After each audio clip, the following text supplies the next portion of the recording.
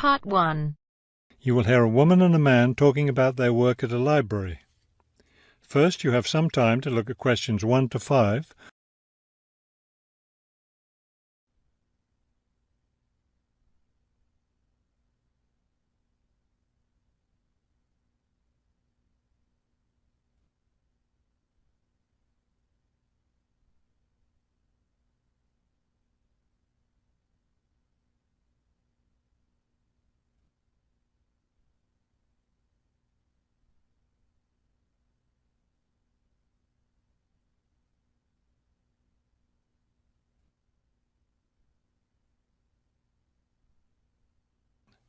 Now we shall begin.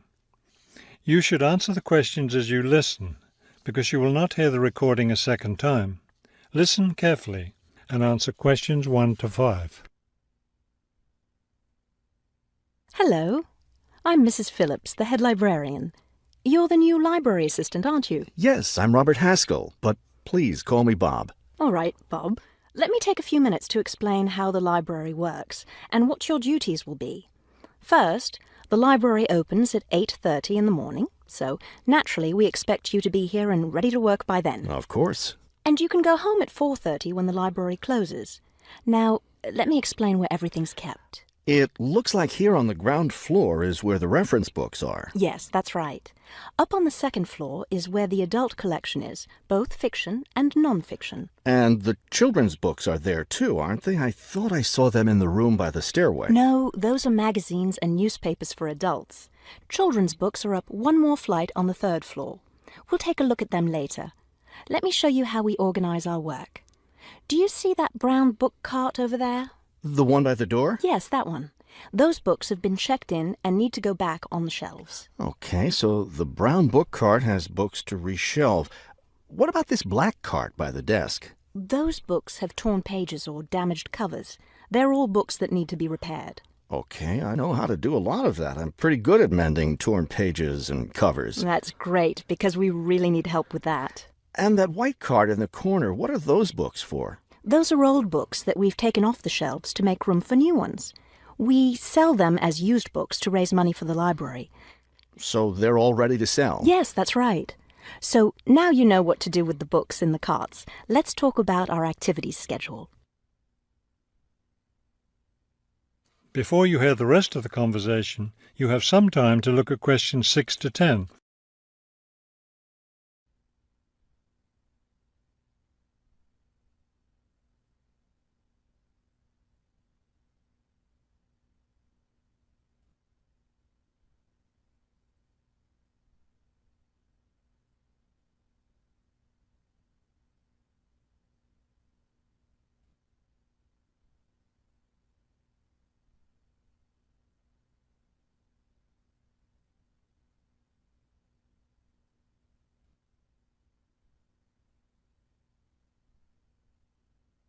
Now listen and answer questions 6 to 10.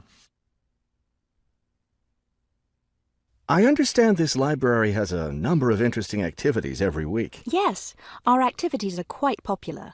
The most popular one is story time for the children. Do a lot of children show up for that? Yes, a good many. It takes place in the children's room on Thursday mornings at 11. Isn't there a family movie night too? Yes, but it's not at night anymore. We used to have family movies on Fridays when the library is open until 9, but now we have a different activity at that time, so we had to switch family movies to the weekend, Saturday afternoon. How much do you charge for the movies? They're all free. The movie always starts at 2:30 in the reference room, but you don't have to worry about that since you don't work on weekends. And what takes place on Friday evenings? We've just started a weekly lecture series.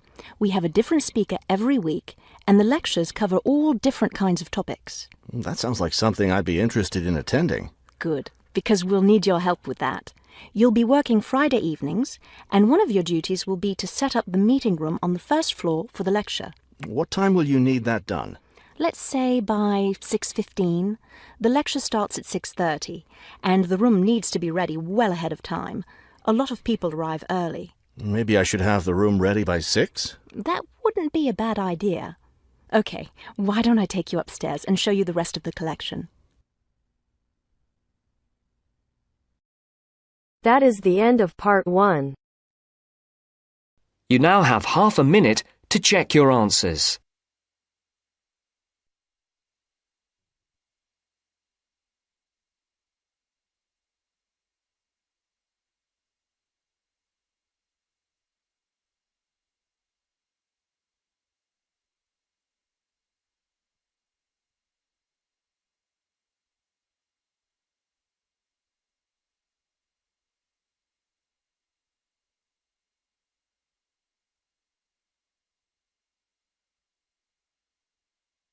Now turns to part 2.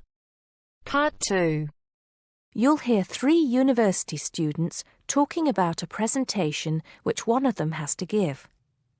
First, you have some time to look at questions 21 to 24.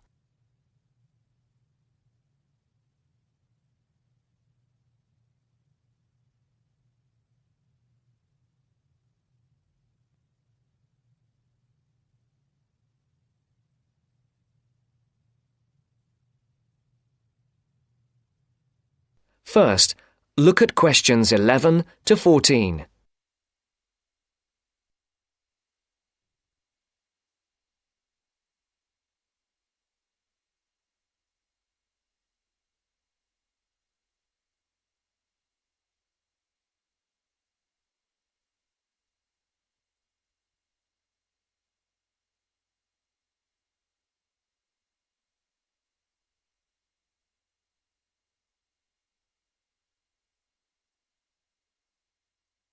Listen carefully. Hi, Joe. Hi, Isabel. Hi, Paul. Oh, hi, Paul. I've heard you've been stressing out about your presentation on art. I am. Are you still going to talk about the different types of art? Yes. Well, I was planning to, but there's so much stuff on the subject that I'm finding it difficult to put it all into one short presentation. Huh. I usually have the opposite problem. There's nothing worse than going blank, forgetting your words in front of a group of people. Well, the problem is that I don't know how to organize what I want to say in the presentation. Well, you know everything there is to know about the subject. It's just a question of selecting what you want to talk about. Well, there's a lot to discuss about the different periods in art.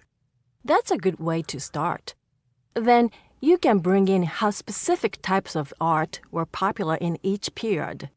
Yes, like how sculpture was popular in the classical period and paintings were popular in the Renaissance period. And how now a wide variety of media are used to create modern art. As long as you keep it concise, because it's a large area, there's so many periods and movements in art, and you don't want to just list them one by one. I agree. An explanation of the movements and periods in art wouldn't be too long. You're right. I need to just pick out some key points. Just mention the periods quickly so that I can move on to the real topic of the presentation. Yes, the variety of art, like sculpture, paintings, installations. I have an idea. Why don't you prepare a timeline to show to the class? That would be a nice visual, and it would focus your ideas so you don't get too sidetracked. Great idea. It would certainly cut down on time. Right then. Where are we? You'll begin with a very short introduction to the historical periods of art.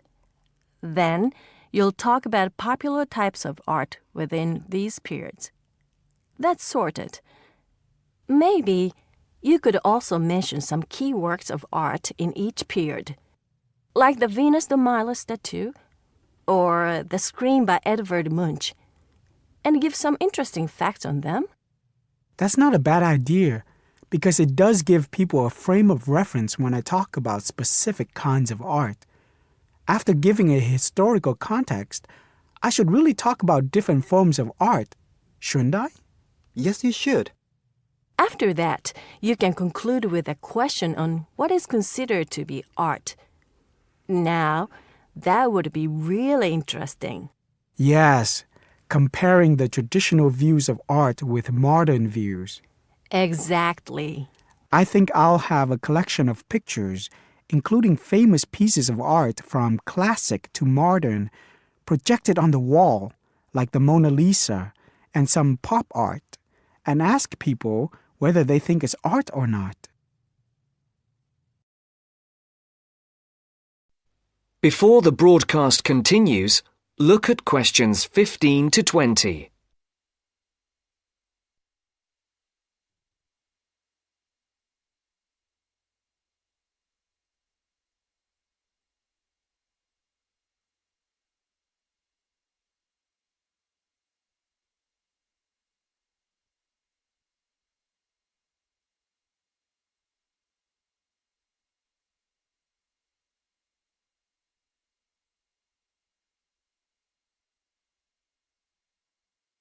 You will now listen to the second part of the talk. Showing some famous works and asking people what art is would certainly lead to discussion in the room. People's appreciation of art is so subjective, and it comes down to taste. That's what I'm hoping for, some disagreement to liven up the presentation. And you could stick in some really controversial ones like graffiti and modern art installations in between pieces of art that are universally accepted, like the work of the Renaissance painters. Sounds good to me.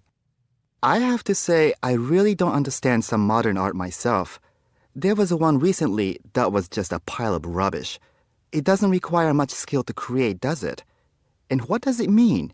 There's no point to it. Actually, Joe, I like some modern art. It makes you look at the world in a different way. Artists now have the freedom to express themselves completely. Yes, but there is an idea now that anything can be art. I've heard of paintings being sold for large sums of money, which have been done by small children and animals. Now that's ridiculous. Oh, you could find one of those paintings and put it in your presentation, couldn't you, Paul? That would really be interesting.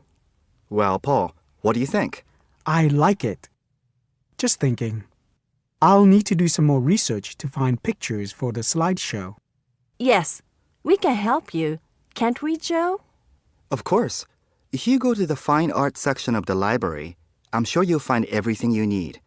Just ask the staff and they'll give you access to a slide bank of hundreds of famous works of art. And if you still can't find what you're looking for, use the library computers to go online. There are lots of images on the internet. Of course, you'll need to use a search engine like Google, but it's dead easy. Thanks, guys. I'm feeling much clearer about the project. Your ideas have been really useful. I think I should end with a quote of some kind by a famous artist. What do you think? That's a good idea. Now let's go to the library and see what they have. That is the end of part 2. You now have half a minute to check your answers.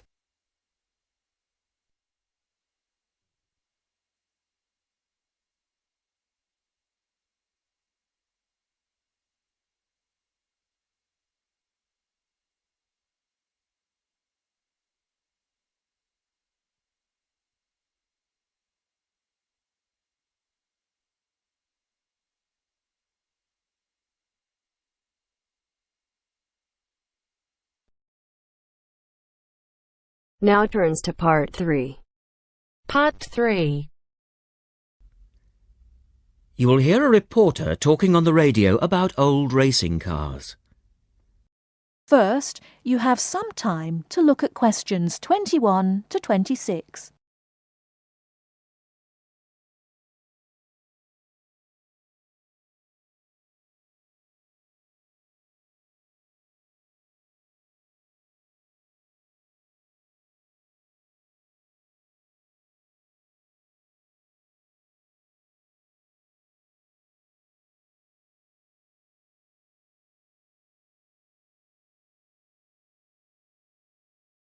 Now listen carefully and answer questions 21 to 26. The Goodwood Museum is currently celebrating some of the most extravagant types of car design in its Festival of Speed. Here's our reporter, Vincent Freed, who's on site to tell us about some of the cars on display. Well, here I am, standing in front of one of the most prestigious cars ever built, the Duesenberg. A fantastically expensive, luxurious car built in the early part of the 20th century and bearing all the glamorous qualities of the Jazz Age. How many were there? Well, only 473 Duesenberg J-types were ever built, and the model here is one of the rarest. Each had a short 125-inch chassis or framework, and the body was always in the form of an open two-seater. The technology behind the car's 6.9-litre engine was extraordinary. It featured capsules of mercury in the engines to absorb vibration and provide an incredibly smooth ride. In fact, these cars offered unparalleled performance. In an age when 160 kilometers per hour was considered very fast, the Duesenberg promised a top speed of 180 kilometers per hour and could do 140 kilometers per hour in second gear. Duesenberg, who designed the car, sold it as a frame and engine. This was typical of the age again, and many prestige manufacturers such as Rolls-Royce did exactly the same. Owners able to afford the hefty $9,000 price tag for the basic car would then commission a coachwork company to build a body tailored to their own individual requirements. The Duesenberg's great attraction for the driver was its instrument panel, which offered all the usual features but also several others, including a stopwatch. It was the Duesenberg's technology that lay behind its success as a racing car, and they dominated the American racing scene in the 1920s, winning the Indianapolis Grand Prix in 1924, 25, and 27. Before you hear the rest of the talk, you have some time to look at questions 27 to 30.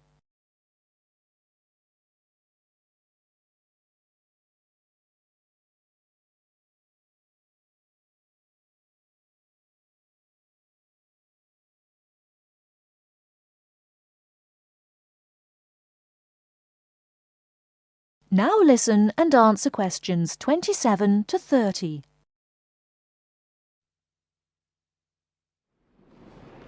On to another celebrity, the 1922 Leia Helica. Only 30 of these French propeller cars were built, and the model here at Goodwood, which was the fourth to be made, is thought to be the only surviving example still capable of running. The brains behind this car was Marcel Leia, who was an aviation pioneer first and foremost, and the influence of flying is quite apparent in the car. The Leia very strongly resembles a light aircraft with its front propeller, but in this case, it's minus any wings, of course. It's quite odd to think that this car was whirring through France just as the Duesenberg was blasting down roads at 160 kilometers per hour across the Atlantic. The Leias were used regularly in France in the 1920s, and were even produced in saloon and van form, as well as two-seater. The Leia matched its propeller drive with its equally bizarre steering, which used the rear rather than the front wheels. But despite looking rather frail, it was a tough machine. In fact, when troops tried to steal it during the Second World War, the car's baffling design was clearly beyond the would-be thieves, and it ended up being driven into a tree, breaking the propeller. And now for the Firebird. This extraordinary car was first... That is the end of part 3. You now have half a minute to check your answers.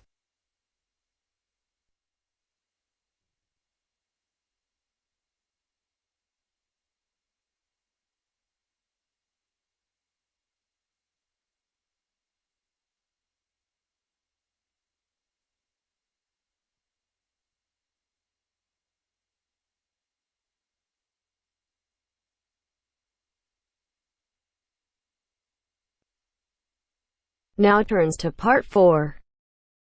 Part 4. You'll hear a man giving a lecture on nuclear fusion. First, you have some time to look at questions 31 to 33.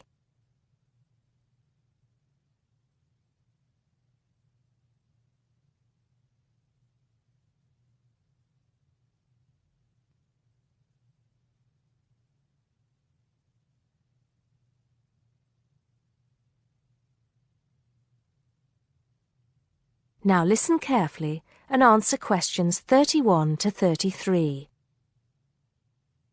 I'd like to start by thanking so many of you for attending this, my first public lecture at this magnificent university. I'm going to be talking to you today about nuclear fusion. Before I proceed further, I would like to apologize on behalf of some of our newspapers for the sensationalist and hopelessly inaccurate articles that have been published on the subject over the years. I must confess that my own interest in the subject was actually stimulated by an article published more than 50 years ago in a popular Sunday tabloid with the impressive title, Power from the Sea. Today, most people would probably interpret such a title as an introduction to a discussion on the latest developments in renewable energy sources, such as wave technology or generating electricity from tidal flows. But back then, little, if any, progress had been made in these fields since the invention of the water wheel. As I recall, following coverage of the opening of the world's first commercial nuclear power station, more than 50 years ago now, at Calder Hall in 1956, the article promised that we would have limitless, almost free electricity within 10 years. It claimed that we could do this using an isotope of water, deuterium, from the sea. This would be used in reactors to combine simple molecules of hydrogen to form helium, releasing energy in the process. Of course, this is different from the process of nuclear fission, which today's nuclear reactors use. I wouldn't like to say that the article I read as a boy was totally inaccurate. It's true that the concept of producing energy from nuclear fusion, essentially reproducing the reactions by which our sun and other stars produce energy, depends on fusing atoms of hydrogen, but the timescale suggested was hopelessly wrong. To this day, despite some very embarrassing false claims from scientists who should have known better, we have not been able to produce energy from nuclear fusion in a controllable way. Let me make clear what I mean by this statement, before some journalist in the audience gets hold of the wrong end of the stick. Yes, we have been able to fuse hydrogen atoms to produce helium and a release of energy, but the balance account has always been negative. We've always had to put more energy into the reaction than we've ever succeeded in getting out. We know the theory works, but we still do not know if we can get fusion to work for us and solve the problem of our energy needs. Before you hear the rest of the talk, you have some time to look at questions 34 to 40.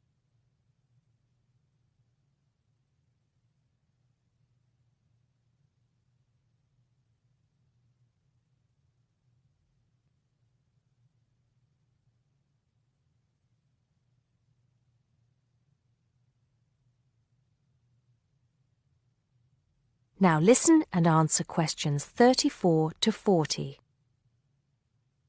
Here, I will briefly explain these problems before going on to give you a summary of the innovative ways being tested to overcome them. First of all, we have to try to understand the incredible physical conditions that exist inside a natural nuclear fusion reactor, such as the Sun. To start with, we have to create temperatures never experienced on our planet. Indeed, if we had experienced the temperatures required, then our planet would never have formed. We have to generate temperatures of at least 100 million degrees Celsius in a carefully controlled environment before we can even hope to produce a fusion reaction. The problems are immense, but it can be done. Many of you will know that you can put your hand into a very hot oven and not get burnt, provided you do not touch any of the surfaces. I won't go into the reasons for this phenomenon here, but we are applying roughly the same principles in designs for fusion reactors. I think I can promise you that the heat will be confined to a very small area. The other major problem we have to find a solution to is pressure. The pressures in a massive body like the Sun are vast, And this is what brings the hydrogen atoms into such close proximity to one another that they fuse into helium. We may not have to achieve the same pressures in a fusion reactor, but even so, it is a huge technological problem. What, then, makes me hopeful about the future of energy from nuclear fusion? Perhaps surprisingly, it is developments in laser technology. We can now use lasers to control the nuclear fuel pellets so that they remain suspended inside the reactor without touching the sides. Remember that these pellets are quite small, and because they contain atoms of deuterium and tritium, the two isotopic forms of hydrogen that can be used in these reactions, they are quite light. The lasers will also compress the fuel pellet to raise the pressure to that required to initiate the fusion reaction. Another, far more powerful laser will be used to heat the fuel pellet to the temperature required. This laser, if you like, will act as the trigger to start the reaction. Once started, it is hoped that the reaction will produce enough energy to maintain itself, and also that it will produce a surplus in the form of heat that can be used to produce the steam needed to drive turbines in order to generate the electricity the world needs. To give you some idea of how much energy we can produce, it has been calculated that just 1 kilogram of fusion fuel is capable of producing the same amount of energy as 10,000 tons of fossil fuel. I think you would agree that such an objective is worth working towards. I believe, and I am not alone in this, that nuclear fusion could supply the world's energy needs for centuries to come. That is the end of part 4. You now have half a minute to check your answers.